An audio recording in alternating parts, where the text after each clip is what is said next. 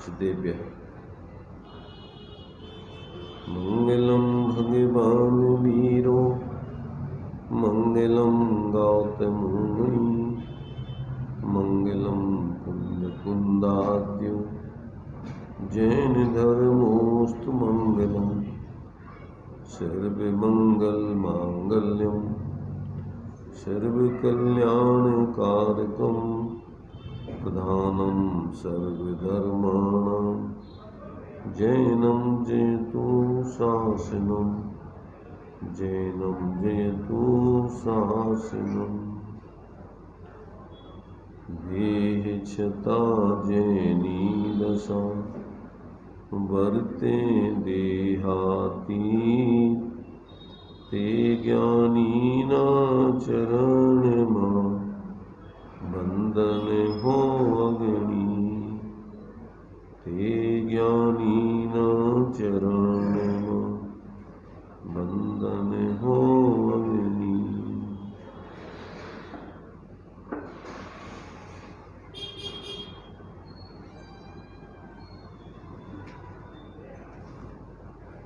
चर्चा अंधभक्ति भी तो है इतनी अधिक सौंदर्य में। जैसे अभी हमने देखा वहाँ जो मूर्ति बना के बैठ गए, वहाँ मतलब विराजमान कर ली, और वहीं चंपा बहन की उन्हीं की स्थिति। चर्चा अपनी सहानुभूति दर्शन में जो संकलित प्रश्नोत्तर हैं, जिसमें शास्त्रों की सिद्धांत के वचनों को ही अपनी सरल भाषा में प्रश्नोत्तर के रूप में प्रस्तुत किया गया है, उसके माध्यम से अपन यहाँ विचार कर रहे हैं। तो अभी अपना प्रकरण चला था कि साधक के जीवन में निश्चय मोक्ष मार्ग जो स्वाश्रित है, उस स्वाश्रित मोक्ष मार्ग के साथ साथ जो देव शास्त्र गुरु है सच्चे, उनके प्रति किस प्रकार का व्यवहार बढ़ता है। अर्थात जब तक पूर्ण वितराग दशा नहीं होती है, तब तक निश्चय व्यवहार का किस प्रकार का सुमेल उनके जीवन में चलता है। ऐसे उन साधकों की परिणति का निरूपण जो दो प्रश्नों के रूप में अपन ने कल देखा था। अब उससे आगे 541 नंबर का प्रश्न है कि जो उत्कृष्ट साधक मुनिराज होते हैं, जो अंतर मुहूर्त में छठम सप्तम गुण स्थान की भूमिका में झूलते हैं, जब वो पूर्ण उस पर्याय में अरहंत सिद्ध दशा प्राप्त नहीं कर पाते हैं, तो फिर वो देव पर्याय में जाते हैं। तो उस देव गति में जाने पर वहाँ उनकी परिणति की प्रगाढ़ता में फेर पड़ जाता है क्या। अर्थात यहाँ अंतर मुहूर्त में छठम सप्तम गुण स्थान की भूमिका में जो झूलते हैं और वहाँ जाकर के फिर वो अवृत दशा में पहुँच जाते हैं, तो उनकी परिणति में जो इतनी प्रगाढ़ता थी वो कम हो जाती है। तो उसके संबंध में प्रश्न है कि मुनिराज यहाँ से देवगति में जाएं तो क्या वहाँ परिणति की प्रगाढ़ता में फेर पड़ जाता है, अर्थात उनकी परिणति की वितरागता घट जाती है, ये प्रश्न है। तो उसका समाधान दिया है कि उस परिणति की प्रगाढ़ता में अंतर हो जाता है, क्योंकि वहाँ गुण स्थान उनका बदल गया है।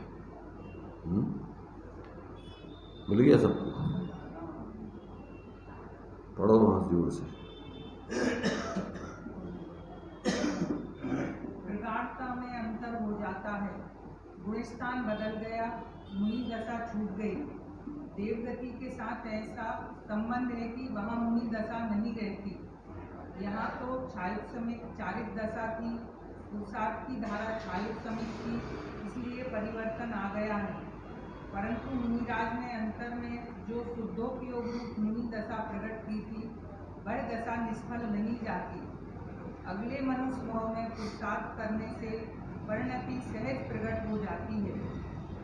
यहाँ जिस प्रगाढ़ता पूर्वक चारित दशा का मुनि दशा का पालन किया है, वह स्वर्गलोक का भाव पूर्ण होने पर दूसरे भाव में पुरुषार्थ करेंगे, वह पुनः वह दशा प्राप्त हो जाती है। देवगति का तो नियम ही ऐसा है कि वहाँ मुनि दशा धारण नहीं की जा सकती, वहाँ मुनि दशा आती ही नहीं। शुभ भाव से जो पुण्यवंत हुआ, उसके कारण स्वर्गलोक का भाव बीच में आ जाता है।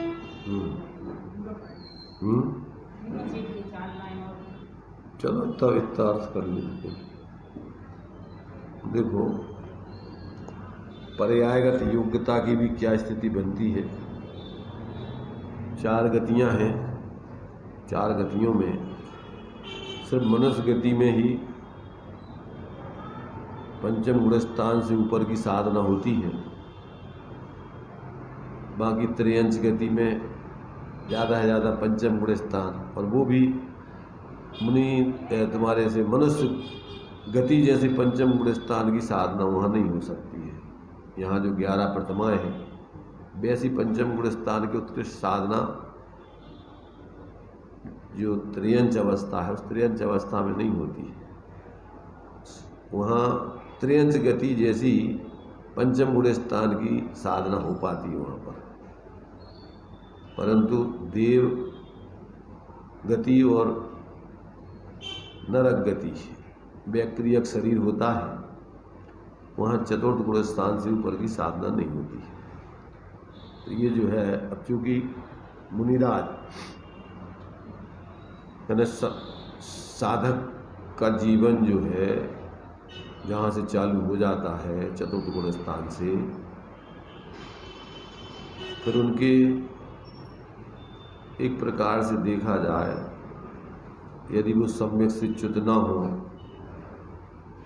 तो सिर्फ देवगति और मनुष्य गति, जब तक वो मोक्ष नहीं जाते हैं, तो देवगति और मनुष्य गति।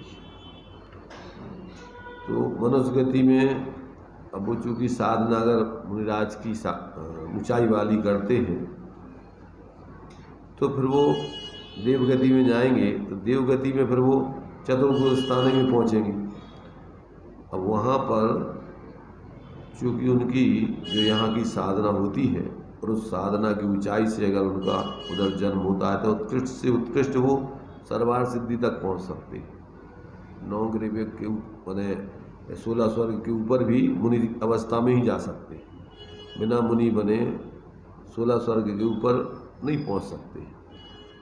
और वहाँ इतनी कसाएं बंद होती हैं कि ज़्यादातर तो उनको पंच कल्याणकों में भी आने आदि के भाव नहीं होते, वहीं जो है रहते हैं। वो तत्व चिंतन मनन आदि ज़्यादा करते हैं, और विशेष आवागमन आदि भी नहीं होते हैं, प्रवृत्ति उनकी ज़्यादा नहीं होती है। अत्यंत मन उनके बाह्य कार्य भी जो है बहुत ही नगण्य से हो जाते हैं। तो चूँकि वो उत्कृष्ट साधना करके गए, और उनकी उस जाति की परिणति की जो ऊंचाई थी, वो तो वितरागता वाली तो नहीं रहती है, पर कसायों की वहाँ पर अत्यंत मंदता होने से बाह्य प्रवृत्ति आदि नहीं होती। और फिर वहाँ से आकर के चूँकि यहाँ से जब छायक समय चारित्र की साधना करके गए, वो छायक चारित्र तो था नहीं, क्योंकि छायक चारित्र में तो एक बार श्रेणी चढ़े तो लौट के आना नहीं है, अरहंत तो सिद्ध दशा हो जाती है छपक श्रेणी में। तो छठम सप्तम गुण स्थान की भूमिका वाली छायक समय चारित्र की दशा है। और यदि उपसम श्रेणी चढ़ते हैं तो उपसम श्रेणी का काल तो अंतर मुहूर्त का ही है, गिर के नीचे आएंगे वो, अथवा उस अवस्था में यदि समाधि हो जाए तो स्वर्ग ही में जाएंगे। तो यहाँ पर जो प्रश्न था कि मुनिराज की अवस्था वाली जो परिणति वीतरागता की थी, प्रगाढ़ता थी, उसमें वो जो है स्वर्ग जाने पर उनकी प्रगाढ़ता में कमी आ जाती है। क्यों कि वहाँ पर जो है गुण स्थान उनका बदल जाता है, और उस गति में वैक्रियक शरीर होता है, तो उनकी पर्यायगत योग्यता से चतुर्थ गुण स्थान से ऊपर की साधना हुआ वो नहीं कर सकते, तो वहाँ मुनि दशा छूट जाती है। देवगति के साथ ही देवगति के साथ ऐसा ही निमित्त नैमित्तिक संबंध है कि वहाँ मुनि दशा नहीं रहती। यहाँ तो छाया समिक चारित्र दशा थी उनकी, पुरुषार्थ की धारा छाया समिक थी, इसलिए परिवर्तन आ गया है। परंतु मुनिराज ने अंतर में जो शुद्धोपयोग रूप मुनि दशा प्रकट की थी वह दशा निष्फल नहीं जाती। निष्फल नहीं जाती मतलब क्या कि वो संस्कार उनके अंदर में अभी रहते हैं और बाद में जब वो मनुष्य पर्याय में आएंगे तो फिर वहाँ से आकर के यहाँ फिर जो है वो पूर्व का अभ्यास उनको था ही, और यहाँ करके फिर वो स्वीकृता से दीक्षा आदि लेकर के फिर साधना करते हैं, तो वो निष्फल नहीं जाती है। अगले मनुष्य भाव में पुरुषार्थ करने से परिणति सहज प्रकट हो जाती है। यहाँ जिस प्रगाढ़ता पूर्वक चारित्र दशा का अर्थात मुनिराज की भूमिका वाले चारित्र का पालन किया है, वह स्वर्ग लोक का भाव पूर्ण होने पर दूसरे भाव में पुरुषार्थ करेंगे, तब पुनः वह दशा प्राप्त हो जाती है। और देवगति का तो नियम ही ऐसा है कि वहाँ मुनि दशा धारण नहीं की जा सकती, वहाँ मुनि दशा आती ही नहीं है। शुभ भाव से जो पुण्य बंधुगा उसके कारण स्वर्ग लोक का भाव बीच में आ जाता है। मैंने वो जो है अभी वीतरागता के साथ में जो सराग दशा होती है तो उससे उनको साथ ही से पुण्य का बंध होता है और उसमें वो नियम से स्वर्ग ही जाते हैं। वैसे तो चतुर्थ गुण स्थान से लेकर के ऊपर की जितने भी साधक हैं वो सब मनुष्य पर्याय में, चूँकि चौथे से ऊपर तो यहाँ पर त्रियंश हो सकते हैं अथवा मनुष्य होंगे, तो वो नियम से स्वर्ग ही जाते हैं। चतुर्थ गुण स्थान वाले भी यदि पहले आयु बंद नहीं किया हो तो वो भी स्वर्ग ही जाते हुए माने वाले, और वहाँ पर हीन देवों में नहीं पैदा होते हैं, देवांगनाओं में पैदा नहीं होते, उत्कृष्ट वैमानिक देवों में ही पैदा होते हैं। एक प्रकार से बहुत अल्प संसार उनका रह जाता है, ज़्यादा उनका संसार नहीं।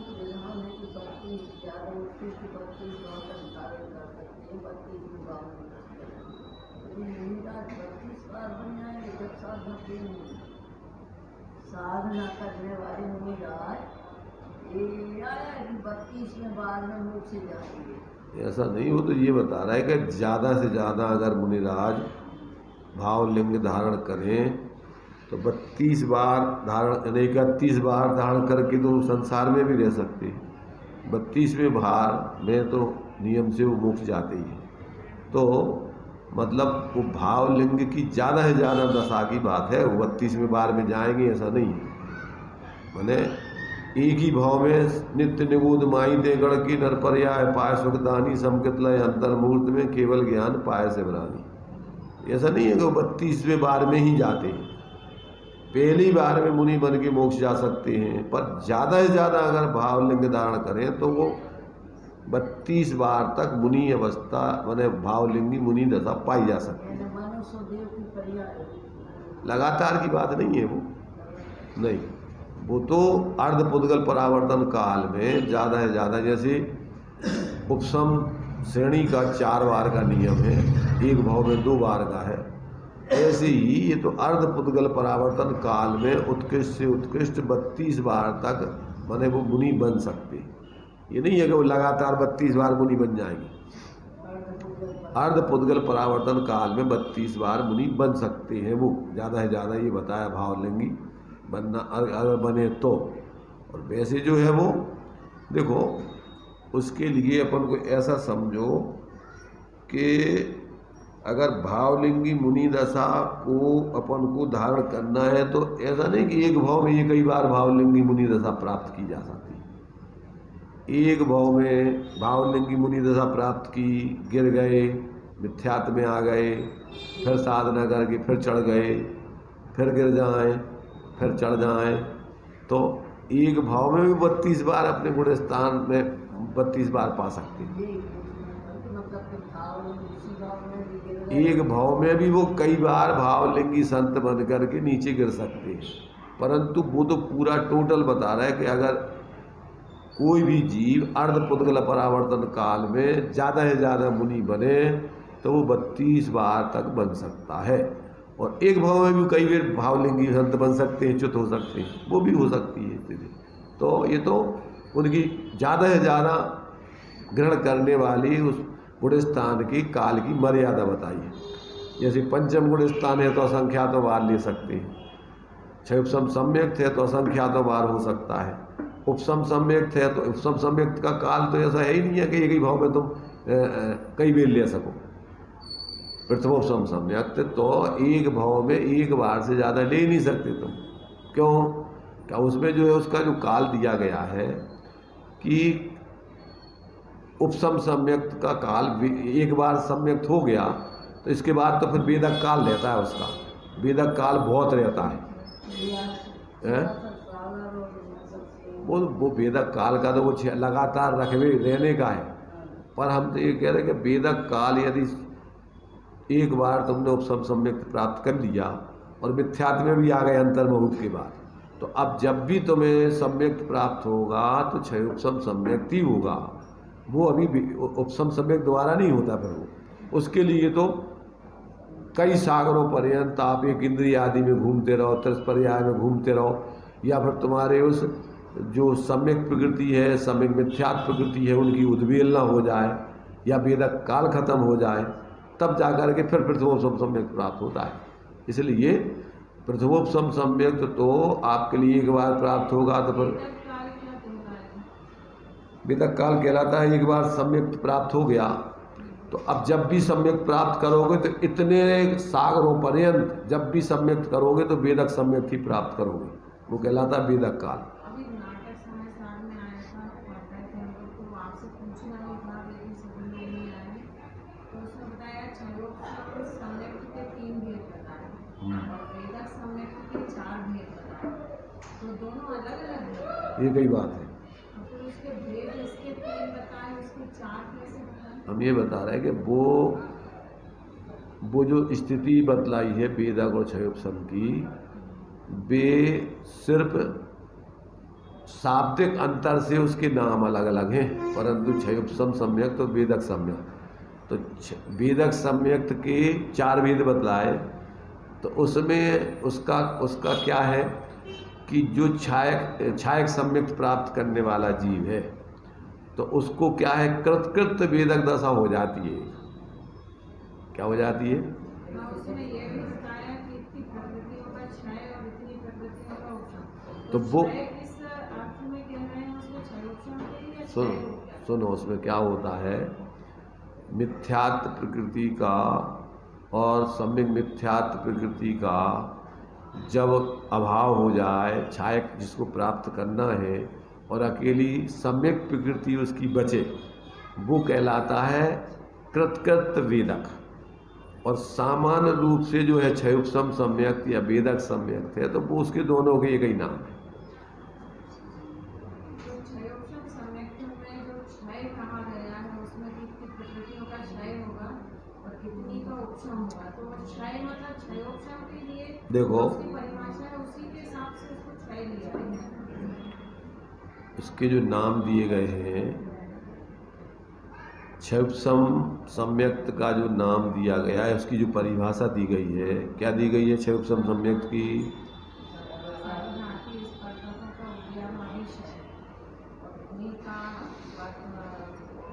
भविष्यकालीन या सर्वस्था रूप उपशम और देशघाती स्पर्धकों का वर्तमानकालीन सर्वघाती स्पर्धक का देशघाती रूप में उदय। ऐसा है, सर्वघाती प्रकृतियों का उदय के अभाव का नाम ही है क्षय। उदयाभाव उसका नाम है क्षय। हाँ, उदय में नहीं आना उसका नाम ही है क्षय। उदयाभाव, उदय का भाव का नाम ही क्षय है। और उन्हीं का क्या है, सदवस्था रूप उपशम, सत्ता में बने रहे उदय में नहीं आवे, उसका नाम है उपशम। और देशघाती प्रकृतियों का रहे उदय, उसका नाम है क्षय उपशम। तो यहाँ सर्वघाती प्रकृतियों के उदय के अभाव का नाम ही है उदयाभावी क्षय। उदय का तीन प्रकृतियों का क्षय और दो का उपशम, तो तो ऐसा कैसे होता है? नहीं, तीन प्रकृतियों का क्षय का मतलब देखो क्या होता है। तीन प्रकृतियों का क्षय का मतलब क्या होगा? सुनो, तीन प्रकृतियों के क्षय का मतलब हुआ कि मिथ्यात, सम्यक मिथ्यात और अनंतानुबंधी प्रकृति, इनका अगर उदय रहेगा तो सब सम्यक नहीं होगा। तो तीन प्रकृतियों का क्या हो गया? उदय नहीं है।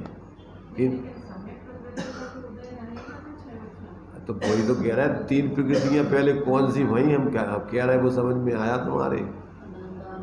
मिथ्यात्व की तीन प्रकृतियां हैं, तो सम्यक प्रकृति का उदय है अकेला, देशघाती है वो, अनंतानुबंधी का उदय नहीं रहेगा, और सम्यक मिथ्यात्व का उदय नहीं रहेगा, मिथ्यात्व का उदय नहीं रहेगा।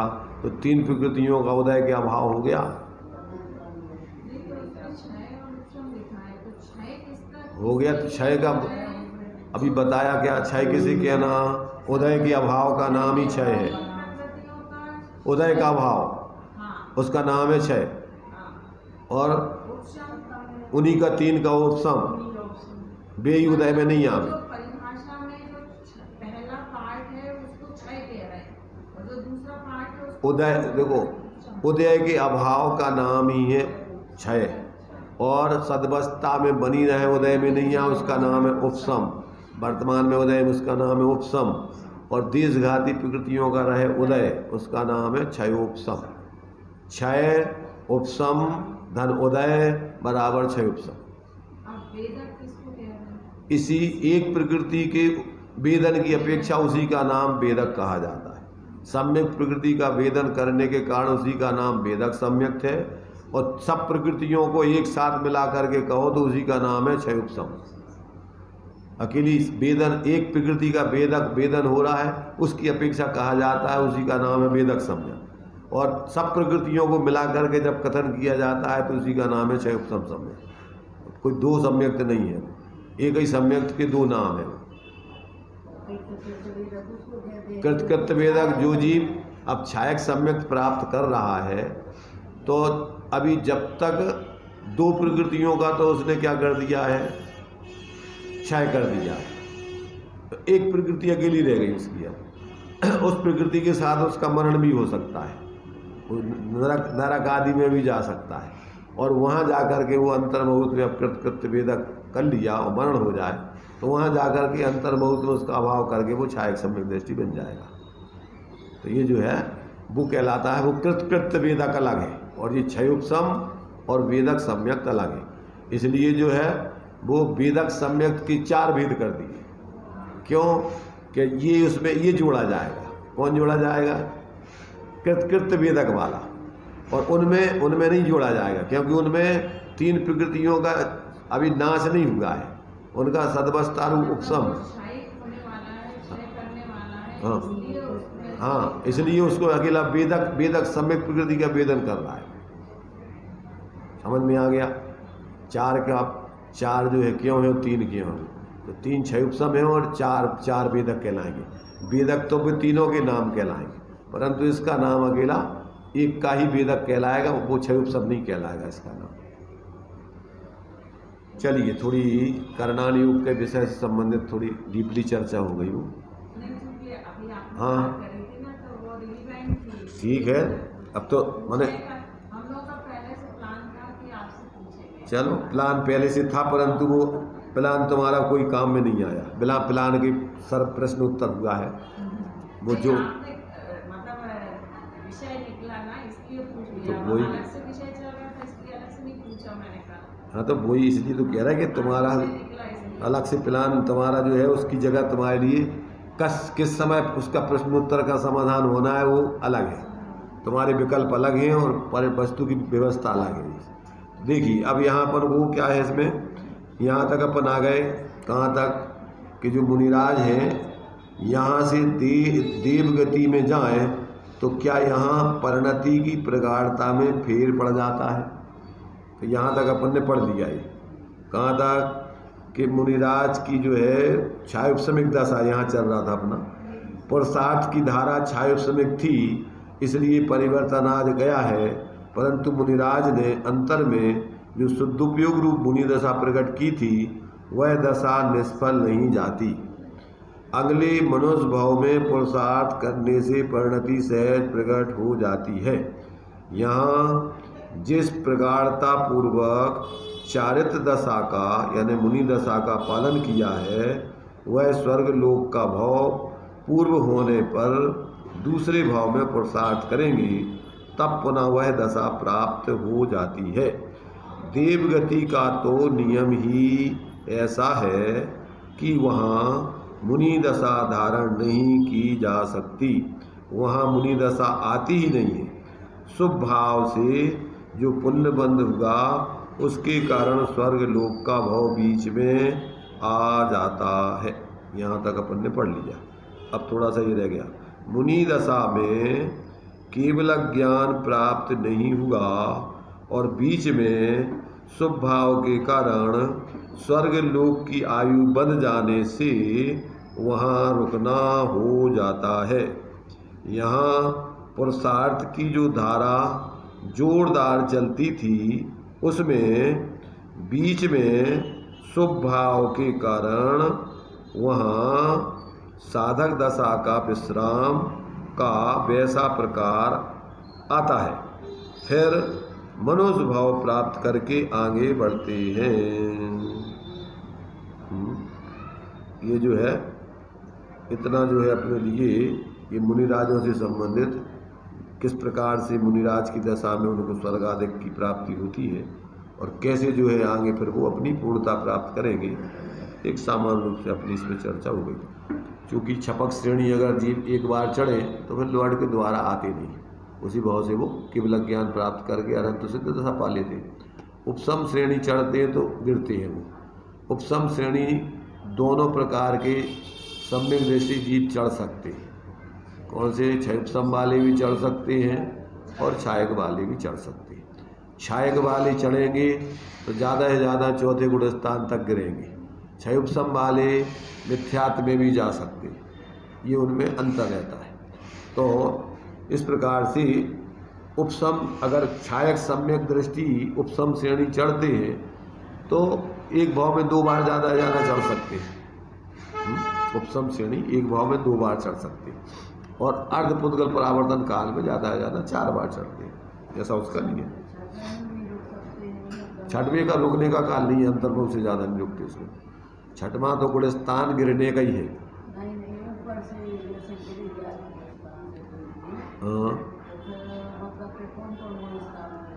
ऊपर से उपसम सम्यक से गिरेंगे तो छठवीं 7वें में आ सकते हैं, 6वें में आ सकते हैं, 5वें में आ सकते हैं, चौथे में आ सकते हैं, तीसरे में आ सकते हैं, दूसरे में आ सकते हैं, पहले में आ सकते हैं।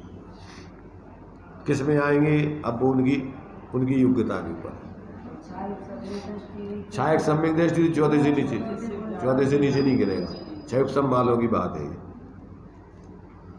अब आगे देखिए, इसमें ये तो मुनिराजों की संबंधित प्रश्न का अपन ने चर्चा कर ली। अब आगे प्रश्न है, सम्यक दर्शन प्रकट होने के पश्चात कैसी ऊष्मा अर्थात शरण लगती होगी? क्या कहा? सम्यक दर्शन प्रकट होने के पश्चात मिथ्यात्व अवस्था वाले जीव सम्यक दृष्टियों से पूछ रहे हैं। क्या पूछ रहे हैं? कि सम्यक दर्शन प्राप्त करने पर कैसा मजा आता होगा, कैसा लगता होगा, अंदर में कैसी जो है अंदर की उनके भावों की ऊंचाई दिखती होती होगी। ये प्रश्न जिनको अभी सम्यक नहीं हुआ तो उनको सम्यक की माने जो आनंद है वो कैसा आता होगा, काल्पनिक रूप में वो पूछ रहे हैं उनसे कि उस समय कैसा आनंद आता होगा।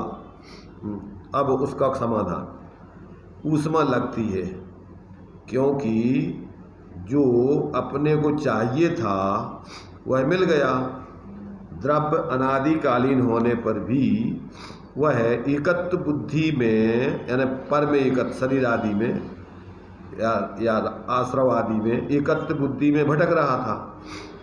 कहीं दिशा नहीं सूझती थी, वैसे में उसे स्वभाव का ग्रहण हो गया, इसलिए ऊष्मा तो आए ना। ऊष्मा माने क्या? शरण नहीं, ये इनकी भाषा है। अब तुम्हारी भाषा में कहो उसको क्या कहना चाहोगे? माने एक अलग प्रकार का आनंद, आह्लाद। जैसे कोई जो ठंड का मौसम है और उसको एक अलग से उष्णता आने लग जाए तो उसकी ठंडक दूर हो जाएगी। तो जैसे कोई मिथ्यात्व में पड़ा है, एक कर्म कसायों में शरीर आदि में एकत्व बुद्धि से जी रहा है, अब भेद विज्ञान करके आत्मा का इंद्रिय आनंद मिलने लगे तो वो अलग प्रकार का एक आनंद है, आह्लाद है, जीवन की एक परिणति का विशेष उनको अनुभव है, वो बात है। तो यहाँ ऊष्मा तो पुद्गल में होती है, आत्मा के भाव में थोड़ी ऊष्मा होती। तो ये तो एक दृष्टांत के रूप में ऊष्मा तो कह दिया है, पर मूल में तो आनंद, अंदर का उसका जो आह्लाद है, उत्साह है, एक किस प्रकार का महसूस होना है, वो बात है ऊष्मा माने। किस प्रकार का अलग उनको अनुभव महसूस होता है। तो कहते हैं वो अलग जाति का अनुभव तो होता है उसमें।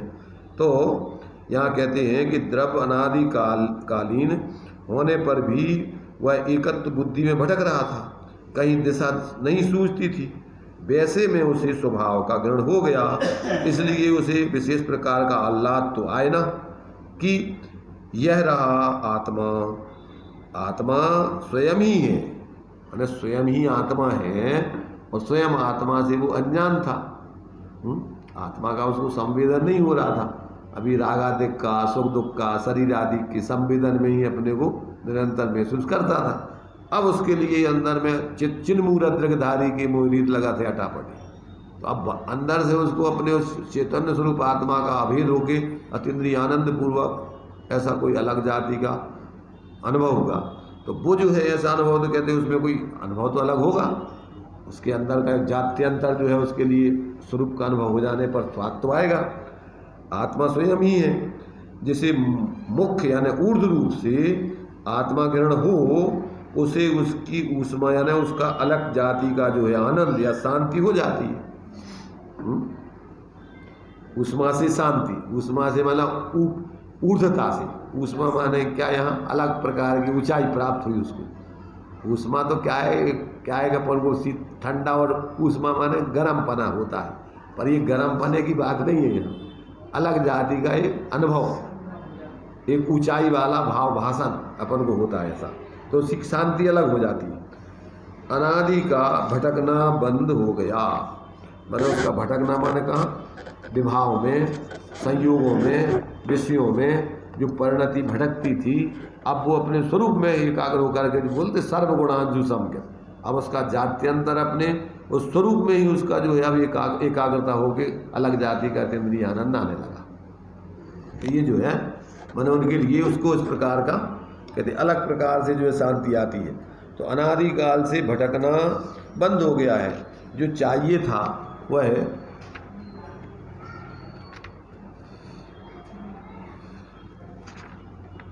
मिल गया। मुक्ति का मार्ग तथा आनंद और शांति का मार्ग प्राप्त हो गया। आत्मदेव मिल गए, फिर उसे अब क्या चाहिए? क्या चाहिए उसको? होना था सो हो गया, इसी जगत के माए। माने अब उसके लिए माने एक प्रकार से कृतकृत्यपना महसूस होता है। माने जो करने लायक कार्य है अब वो हो गया। अब उस कार्य करने लायक कार्य हो जाने पर बस ऐसे लगता है कि बस अब हमारा, अब समझ लो कि कुछ नहीं करना बाकी रहा।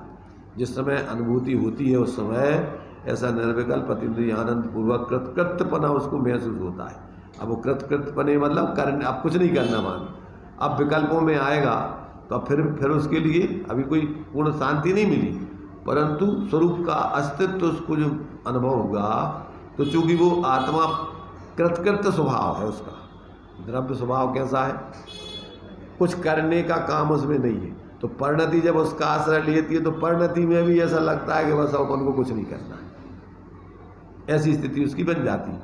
तो वो जो स्थिति बनती है, तो अब चूंकि अंतर्मुहूर्त के बाद उसके विकल्पों में स्थिति आती है, विकल्पों में आएगा तो फिर वो आकुलता खड़ी होती है। माने अनुभूति के काल में तो ऐसी स्थिति है। अब परिणति में भले ही सम्यक्त बना रहे, श्रद्धान में कृतकृत्यपना चलेगा, ज्ञान में बराबर सब प्रकार की आश्रव का दुख भी समझ में आएगा, अंदर में परिणति की वीतरागता का अतिमय आनंद भी ज्ञान में बढ़तेगा, सम्यक ज्ञान में सब आएगा। और परिणति की आंशिक वीतरागता उसकी बढ़ती रहेगी जब तक सम्यक रहेगा। ऐसा जो है उसके लिए बराबर जात्यंतर जीवन हो गया उसका। अब जो है माने बाहर में उसके लिए कहीं आकर्षण नहीं रह गया। अभी परिणति बाहर में प्रवृत्ति तो करेगी, पर अब उसके लिए वो जो मिथ्या दशा में एकत्व बुद्धि पूर्वक उसमें एक जुड़ करके जो उसको उसमें से अच्छापन भाषित होता था, अब वो भाषित नहीं होता है। अब सब जगह उसको आश्रव दुखकार घनेरी, अब सब जगह उसको आकुलता महसूस होती है, इसलिए अब उनसे निवृत्ति चाहता है। अब किसी बाहर के आश्रम में उसको रुचि नहीं है, रस नहीं है। प्रवृत्ति तो है, मजबूरी है उसकी, क्योंकि अभी चारित्र संबंधी उतनी वीतरागता न होने से अभी कसायों में परिवर्तन तो होगा, परंतु अंदर में अब किसी कसाय में उसको रुचि और रस नहीं रहा है। परिणति कहा है अनंत गुणों का स्वाश्रित परिणमन। हाँ, सर्वगुणांशु संकित, तो सब गुणों का परिणमन स्वाश्रय आत्मा के आश्रय से चालू हो गया, उसका नाम है परिणति। और एक एक गुण का कहो तो सम्यक दर्शन श्रद्धान की अपेक्षा, सम्यक ज्ञान की अपेक्षा, आंशिक वीतरागता चारित्र की अपेक्षा, स्वरूप संरचना वीर की अपेक्षा, अब एक एक युगों की निश्चलता युगों की अपेक्षा, अब एक एक गुणों की अपेक्षा कहो तो अलग अलग कहोगे। और एक साथ स्वाश्रय की बताना है तो परिणति शुद्ध परिणति है, वो चल रही है। हाँ, तो पर्याय का नाम परिणति भी है। तो समग्र रूप से गुणों को परिणमन स्वाश्रित बताना है तो उसको परिणति शुद्ध परिणति कहेंगे। तो इस प्रकार से माने पर्याय का परिणमन उसका नाम परिणति है।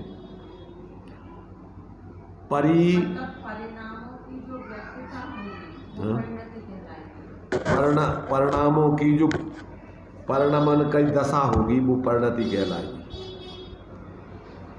तो परिसमन्ता सब प्रकार से झुकना, णति माने नमन झुकाव, उसका नाम है परिणति। सब गुणों के परिणमन को स्वरूप की तरफ झुकने को शुद्ध परिणति कही जाएगी। और जब स्वरूप में नहीं झुक रहे तो अशुद्ध परिणति कही जाएगी। मिथ्या दृष्टि की अशुद्ध परिणति, सम्यक दृष्टि की आंशिक शुद्ध परिणति और सर्वज्ञ भगवान की पूर्ण शुद्ध परिणति। परि माने सभी गुणों का परिणमन।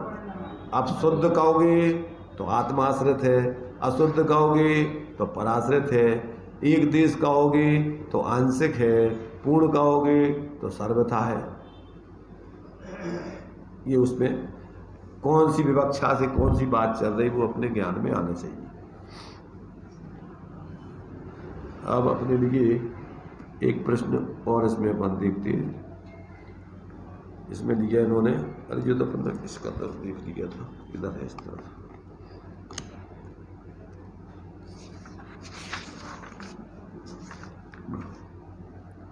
पद्म नंदी पंचविंशतिका में आता है कि तू लौकिक संग का परिचय छोड़, तो क्या परिचय बिल्कुल छोड़ देना है? कौन सा प्रश्न है ये? 43 नंबर का, 543 नंबर का प्रश्न है। 541 नंबर का प्रश्न था, मुनिराज यहाँ से देवगति में जाएं तो क्या वहाँ परिणति की प्रगाढ़ता में फिर पड़ जाता है? फिर 542 नंबर का प्रश्न था, सम्यक दर्शन प्रकट होने के पश्चात कैसी ऊष्मा अर्थात आनंद परिणमन की ऊंचाई लगती होगी? ये प्रश्न था। अब ये 543 नंबर का प्रश्न है कि नंदी पंचविंशतिका में आता है कि तू लौकिक संग का परिचय छोड़, तो क्या परिचय बिल्कुल छोड़ देना है? ये प्रश्न है। प्रश्न समझ में आ गया? अब देखिए उसमें समाधान पढ़ेंगे, जोर से कोई तो पढ़ चलो। लौकिक संग का परिचय करने से वह अपने को नुकसान का कारण होता है। तुझे पुरुषार्थ की मंदता है, इसलिए सत्संग कर, ऐसा शास्त्र में आता है। वहाँ ऐसा कहना कि सत्संग करके तू पुरुषार्थ कर, लौकिक संग त्यागने की शक्ति हो तो त्याग देना, यदि शक्ति न हो तो उसकी रुचि कम करके आत्मा का संग तथा सत्पुरुषों का संग करना, देवशास्त्र गुरु के सानिध्य में रहना, जिससे कि वह अपने पुरुषार्थ के उत्थान का कारण बने। लौकिक संग हानि का कारण होता है। अपने पुरुषार्थ की मंदता होने से लौकिक संग का असर आता है। ऐसा निमित्त उपादान का संबंध है। अपने पुरुषार्थ के लिए लौकिक संग की रुचि हमें नहीं होना चाहिए। लौकिक संग से छूटा जा सके तो छूटना चाहिए। लौकिक संग छोड़ने योग्य ही है, जिन्हें देखिए यहाँ पर अपने लिए चूंकि साधक जीवों की यहाँ पर चर्चा चल रही है। साधक जीवों की चर्चा है ना, सम्यक दृष्टि जीवों की तो चर्चा है ही, परंतु जिनको सम्यक दर्शन प्राप्त करना है उनकी भी समझ लेना है। दोनों के लिए समझना, आत्मार्थी जीव या साधक जीव, धर्मात्मा जीव, दोनों के लिए ये बात कही जा रही, क्योंकि निचली अवस्था है अथवा जिनको पाना है तो उनके लिए भी वही मार्ग है। जैसे साधक व्यक्ति को जो मार्ग है वही जिनको साधना करना है उनके लिए भी वही मार्ग है मिथ्या दृष्टि का। तो इसमें जो दिया है लौकिक संग, तो लौकिक संग माने क्या? लौकिक संग छोड़ देने की बात कही यहाँ पर। और यहाँ पर अपने लिए कौन सा संग करना? अलौकिक संग। लौकिक और अलौकिक दोनों चीज़ें उसमें लगा लेना। तो अब यहाँ लौकिक संग किसे कहना, अलौकिक संग किसे कहना? लौकिक संग देखो, सत्संगति मूल में दो प्रकार की इसमें बताई ना यहाँ कि निश्चय से तो सत्स्वरूप अपने आत्मा की संगति ही सत्संगति है, और व्यवहार में जिनके सानिध्य से अपने सत्स्वरूप आत्मा का रंग चढ़े, अपन को स्वरूप की आराधना करने की प्रेरणा मिले, ऐसे देव गुरु शास्त्र आदि या ऐसे साधर्मी जो उस मार्ग पर चलने वाले हैं उनकी संगति वो कहलाती है व्यवहार से सत्संगति। जो अपने परमार्थ आत्मस्वरूप की संगति करने की जिनके सानिध्य में प्रेरणा मिले वो व्यवहार से सत्संगति है, और सत्स्वरूप अपने आत्मा की संगति करे परिणति वो निश्चय से सत्संगति कहलाती। तो अब इसमें एक बार शायद वो आप लोगों ने सुना होगा, इनका न्याल भाई का एक प्रकरण पढ़ा था या सुना था, उसमें उन्होंने दिया था सत्संग और सत्प्रसंग, असत्संग और असत प्रसंग है। हाँ, जिसमें भी दिया ऐसा दूसरी में दिया। तो क्या कहलाता है सत्संग और सत्प्रसंग, क्या कहलाता है असत्संग और असत प्रसंग? तो सत्संग तो अभी दो प्रकार का बता दिया ही, निश्चय से और व्यवहार से। और अब सत्प्रसंग और असत प्रसंग। असत्संग, असत्संग में क्या लिया जाएगा? जैसे सत्संग में निःशुद्धात्म स्वरूप निश्चय से, और व्यवहार में देवशास्त्र गुरु साधर्मी आदि जिससे अपने स्वरूप की आराधना की प्रेरणा मिले, ये सत्संग। और असत्संग में अपनी आत्मा को छोड़ के अन्य शरीर आदि पंचेंद्रिय विषय आदि इनका संग करना, ये क्या कहलाता? असत्संग। और दूसरी प्रकार से असत्संग क्या है? जिन मोही जीवों के सानिध्य में, कसाई जीवों के सानिध्य में अपन को मिथ्यात कसाय आदि रूप प्रवर्तन करने की प्रेरणा मिलती है, वो व्यवहार से असत्संग है। परमार्थ से तो अपने सत्स्वरूप आत्माओं को छोड़ के शरीर आदि पंचेंद्रिय आदि के विषय किसी का भी संगति, पर की संगति करना, वो असत्संग है। और व्यवहार में जिनसे अपना मोह बढ़े, माने कुगुरु कुदेव कुधर्म उनके मानने वाले आदि ऐसे लोगों की संगति करना, वो व्यवहार से असत्संग है। ठीक है ना? अब असत सत प्रसंग और असत प्रसंग जो आयोजन, जैसे उन्होंने उनका दृष्टांत बताया, उन्होंने उनकी लड़के की शादी होना थी तो उन्होंने अपने सहधर्मियों को पत्र दिया था और उसमें उन्होंने लिखा था कि देखो भाई फलाने फलाने जगह हमारे इस लड़के की शादी होना फलानी तिथि में तय हुआ है और ऐसे असत प्रसंग के अवसर पर हम आप लोगों को आने के लिए किस प्रकार से कहें, इसलिए वो आप जानें। तो अब असत प्रसंग का अर्थ क्या होता है? असत प्रसंग का अर्थ होता है कि जहाँ ऐसे कार्यक्रम होंगे जिनमें मोह बढ़ने का, आपके लिए मोह बढ़ाने संबंधी आयोजन है पूरा, जिसमें राग रंग का ही पूरा का पूरा आयोजन होता है, वो कहलाता है असत प्रसंग। बार बार आपको उसी पर वही प्रकरण आएंगे कि जिसमें मोह बढ़े। और जैसे अपन धार्मिक आयोजन करते हैं, पंच कल्याणक हुए, विधान हुआ, और भी कोई धार्मिक आयोजन जिसमें आपको सत की प्रेरणा मिलती है, धर्म की प्रेरणा मिलती है, वो सत्प्रसंग कहलाते हैं। तो ये सत्संग और सत्प्रसंग, सत्संग और सत्प्रसंग, असत्संग और असत प्रसंग। तो यहाँ अपने लिए यहाँ जो बात चल रही है अभी कि भैया तुम असत संग छोड़ना, लौकिक संग, उसको लौकिक संग भी कहो। तो ये लौकिक संग क्या है? परिचय उनका छोड़।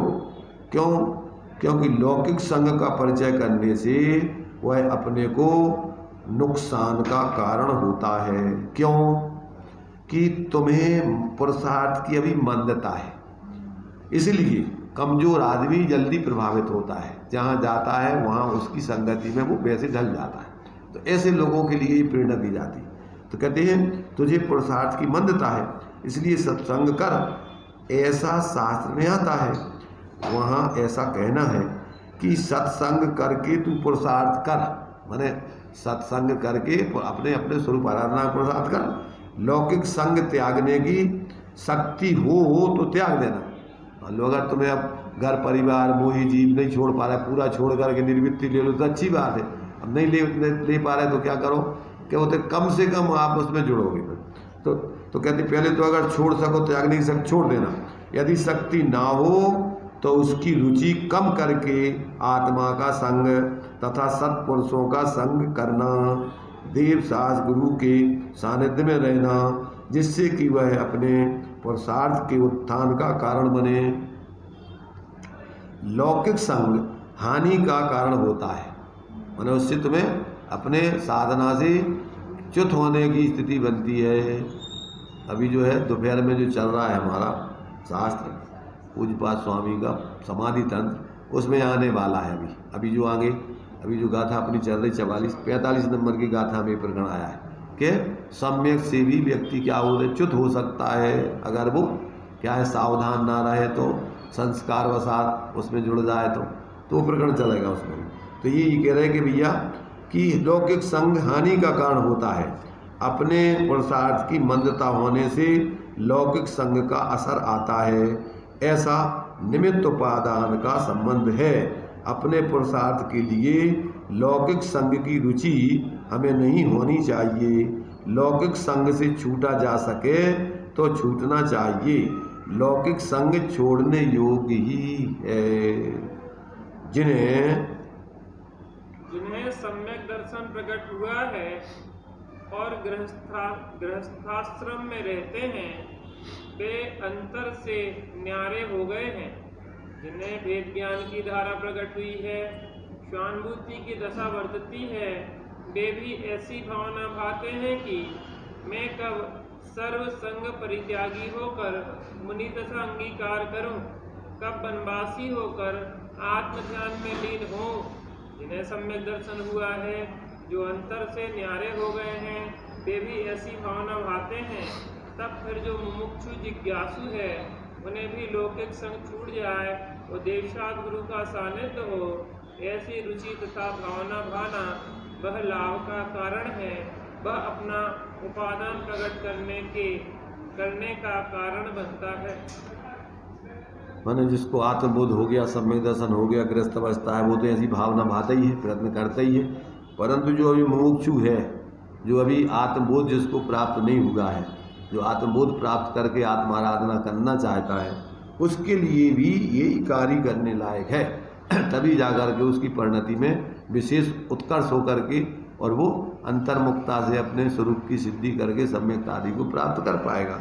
इसलिए दोनों प्रकार से, चाहे सम्यक दृष्टि साधक हो, ग्रस्त निचली भूमिका वाले, और चाहे मुमुक्षु या आत्मार्थी जीव हो, उनके लिए लौकिक संग कम से कम करके और सत्संग करने के लिए निरंतर प्रयत्नशील होना चाहिए। श्रीमद जी के 10 वाक्य हैं, उनमें भी है ये। उसमें तीर्थ आदि का उमंगी आदि भी लिया है। इधर टंगा था वो किधर चला गया, पहले टंगा हुआ था एक बार। तो उसमें 10 वाक्यों में वो ये भी सब उसमें गर्भित है सब। तो उसके लिए जो है निरंतर सत्संग करने के लिए प्रेरणा उसको ली जाती है। और वो निरंतर जो है देश महावीर की देशना का पात्र कौन होता है। तो ऐसे जो जीव जो है जिनको अपना वास्तव में मनुष्य भाव सफल करना है, तो उनके जीवन में इस प्रकार की उत्कृष्ट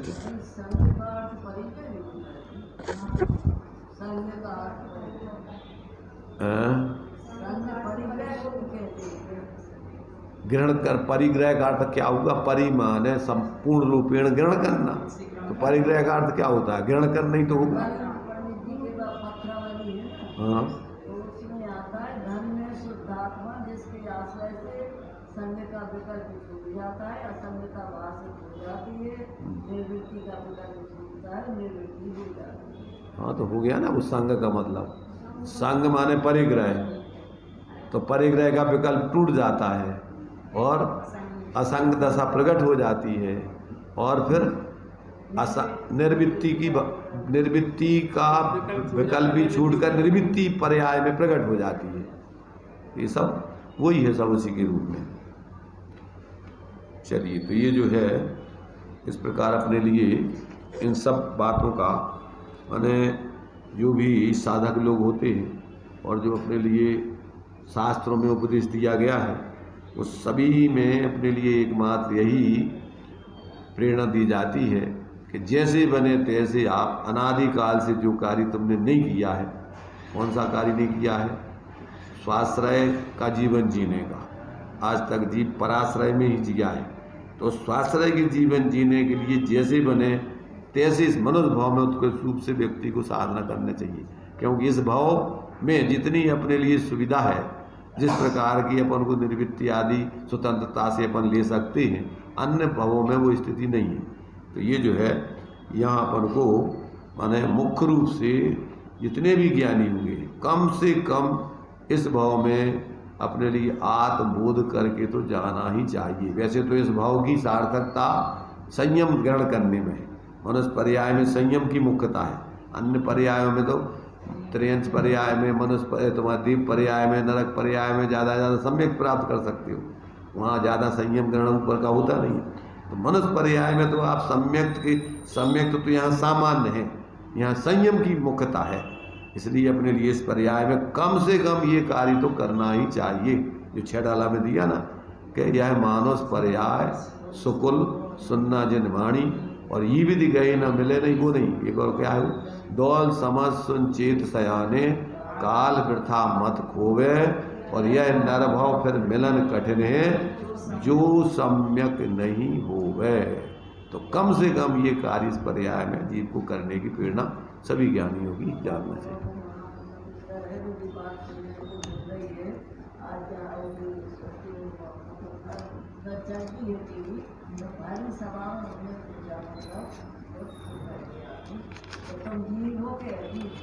तो किसी में तो आत्मा हो के मतलब अजीब, तो कोई नहीं बताओ किस स्वभाव है कि हम जीव है कि आत्मा है, घुमा करा के तो क्या लगे हाँ हम जीव भी हैं और अजीब भी है, दोनों चीज है। या फिर उनने कई कितने यहाँ पे चौमा से कहाँ पे जाजपुर में देखो कितनी सभा में कोई कुछ देख पता नहीं कि देह अलग हो रहा है। चलो, सापेक्ष अमृत जिन वचन निरपेक्ष सत चैतन्य घन दर्शा रहे कलिकाल में अनुभव करो हे भाग्यजन तीर्थंकरों के विरह में यदि ना रहे ये जिन वचन तो सपर हित कैसे करे इस जगत में फिर भाग्यजन आज्ञान बस भ्रमते रहे पशुपत सदा ही दुख सहे धन्य धन्य है वे जीव जो जिन बचन सुन निज हित करें।